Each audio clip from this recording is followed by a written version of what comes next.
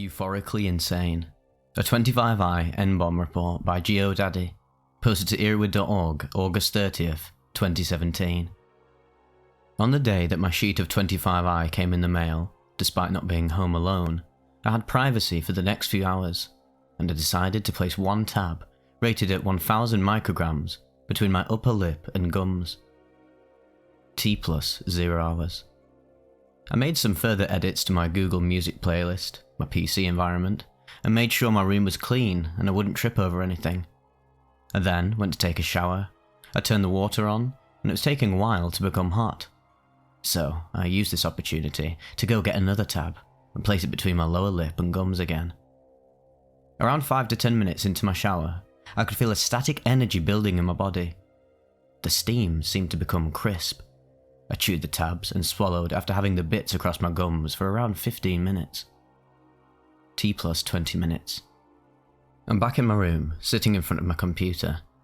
The energy is already quite powerful now. I'm sitting straight up listening to Boards of Canada GeoDaddy for the first time, and the song sounds like the universe is starting up, which is exactly how my body felt. The energy felt like an 8 out of 10 at the start of the song, and by 30 seconds in, the energy was at an 11.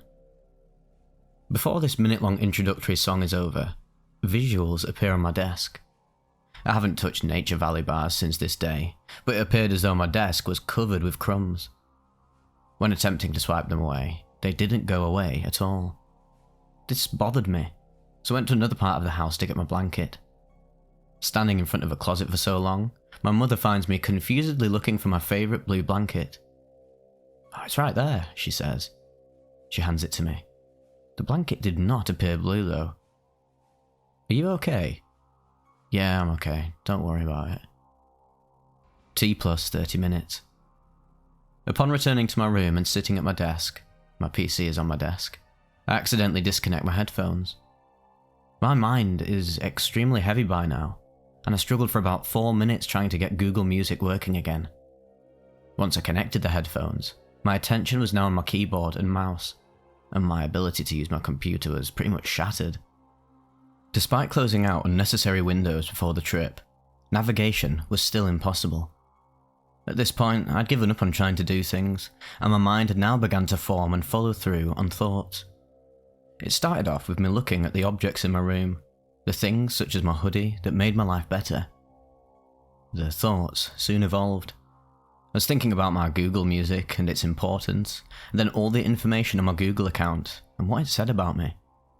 Thinking began about what can be learned from information databases that Google has access to, the NSA, the US government.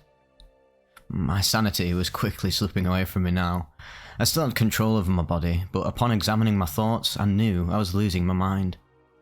It's truly hard to remember specifics, but if I thought about something and wondered why something was a certain way, my mind would immediately accept my first explanation as fact. I stepped away from the computer and sat in a chair under sunlight. Powerful visuals formed within 2 minutes. Open-eyed visuals obscuring my vision almost completely. From then on, everything looked like an oil painting. The visuals were bothering me, and almost as if by will, they went away.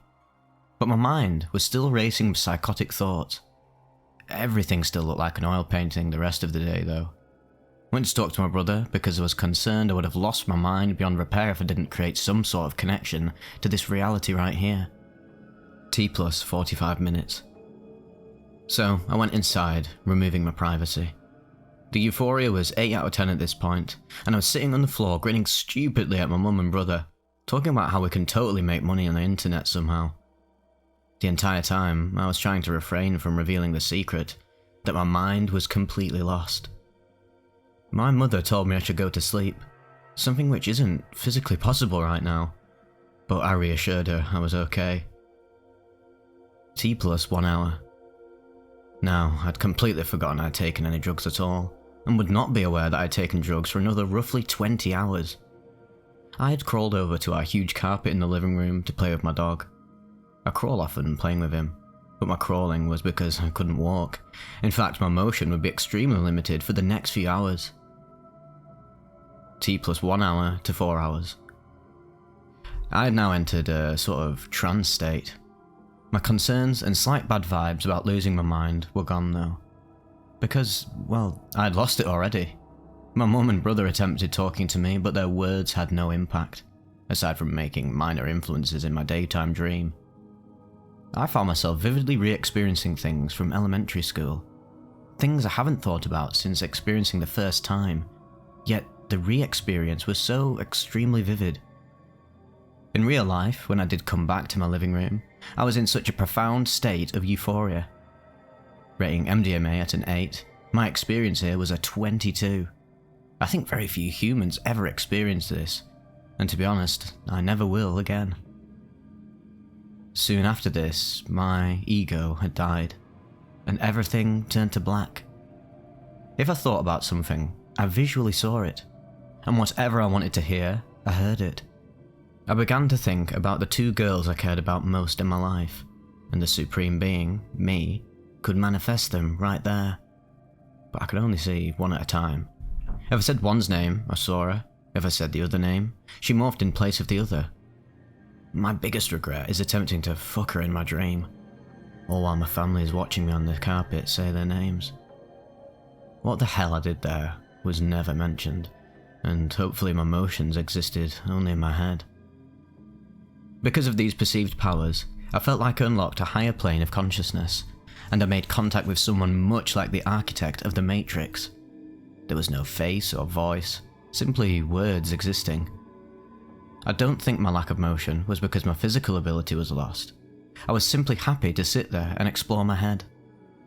I think about the origin of things and that this guy created them. So, looking at my dog, a white dog tinted by the afternoon sun, he looked like the yellow Doge dog. I thought the architect was asking me, which did he think of creating first? The phrase lol, laugh out loud, or Doge? The third option was God. I chose lol, and well, I was right. And he rewarded me with more questions. Soon, the questions became so important, and I realized it. My entire life, my childhood visions, they are all a manifested experience. This guy is simply one of many aliens scattered around the galaxy. Earth is simply an experiment constructed for me. Earth is his experiment for this test, for this moment, for me. And if I answer the questions correctly, I'm going to win a place among the aliens. I had reached victory. There was a sort of number starting at 8,000, and soon it became 1 as I answered questions. And when I answered the question after 1, the alien congratulated me and requested I come claim my spot. My vision was still black. All I saw was images of the questions, and now there was no image. The alien's light was walking away. I couldn't go claim it. I was being held down by some massive pressure. In reality, my family was holding me down to the carpet. This made me lose my shit completely. I burst out of their grasp with all my force, running into a wall. The elevator scene in Captain America: The Winter Soldier recreated the experience perfectly. Some time after, I remember running again. This time, I had claimed the prize, and I had manifested suits and earpieces on my family members. They were in on the experiment, and they were happy I won. If I didn't, the alien would just destroy Earth, and they sighed in relief. Them holding me back was the final test. This time I looked down and there was a red puddle below me, bleeding from the knee, scarred today. The next memory, my mum put me in the shower for some reason. I felt trapped, so I got up and charged at the shower wall. I'm a winner. Why am I so confined? The next memory is in a bedroom, still being held by my family, so once again I ran, this time, into a glass window. T plus 6 hours to 9 hours, assumedly. They probably got me in bed by then, but I still haven't responded to anything they have said for 4 hours. So they put me in the car and, well, we were off to the hospital by now. I was trapped once again, this time by a seatbelt, which I couldn't figure out how to take off while lying down. I remember being wheeled into the hospital and liking how it smelled. In that moment, I thought we were at a swimming pool building, and of course, I manifested the smell of a swimming pool. Once in a room, I was strapped down once again, And my neck, well, it fucking hurt. The worst part of the experience by far, but still euphoric in a weird sort of way. I was asked dozens of times what I took, but finally hearing a guy list off a bunch of drugs, I thought he was asking what I liked the most and he was going to bring the saviour of Earth some. So when I heard MDMA, I of course mumbled MDMA back to him. Here are some of the visuals I experienced while sitting down in the bed. I imagined the nurse giving me a blunt. I tasted it and saw the smoke. There was a line of events happening. Nurses at the side of the bed, a police officer looking guy, and the event seemed to repeat. Some things were actually happening, others were not. I was fidgeting my body in accord with these events and thought it was also part of the game.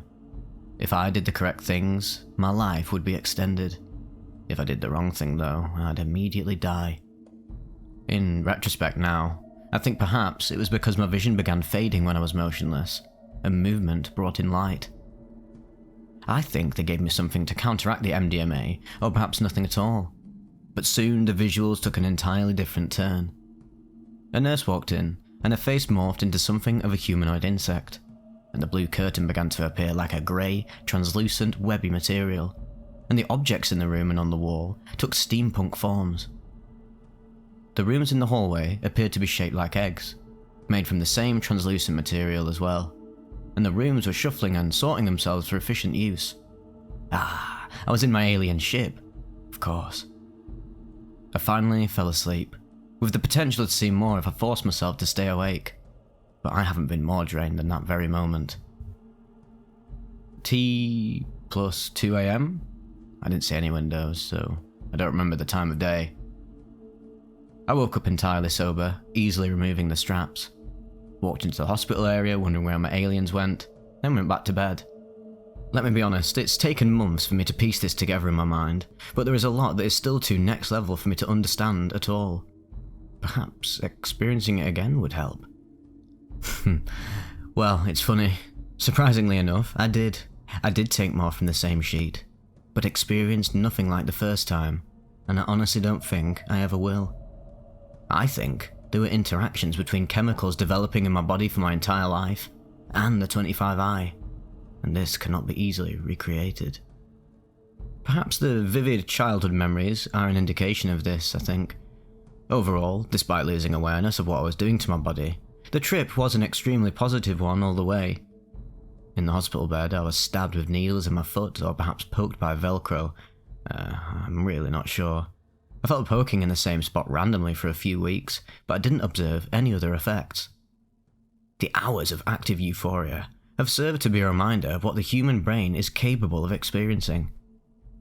I used to be struggling with depression and lethargy in the past, but it really has gone after this experience, and I've a firm grasp on my emotions as well, while still being able to let go and be scared by a horror movie, or be saddened by a sad story. On top of this, I now appreciate slow moments without the need for constant stimulation. Sometimes I have to sit down and really think about something to remember it, but I don't think I've completely lost anything.